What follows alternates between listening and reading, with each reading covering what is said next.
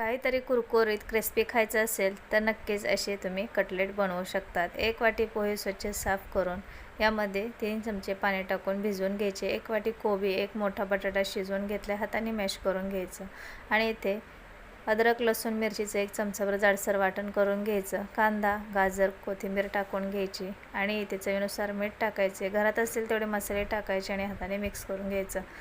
आणि आता इथे रवा घेतला 4-5 चमचे, त्यामध्ये लाल मिरची पावडर, काय मसाले टाकायचे ते टाकू शकतात आणि मिक्स करायचे। आणि इथे बटाट्याच्या सारणमध्ये आपण पोहे भिजवलेले आहेत ते मॅश करून घेतलेत, कोबी घेतला आहे, सर्व जिन्नस एकत्र मळून घ्यायचे। बाइंडिंगसाठी तुम्ही इथे 2 चमचे बेसन किंवा तांदळाचे पीठ टाकू शकतात। मीडियम साईजच्या याच्या टिक्की बनवून घ्यायच्या आणि रव्याच्या मिश्रणात घोळवून घ्यायच्या।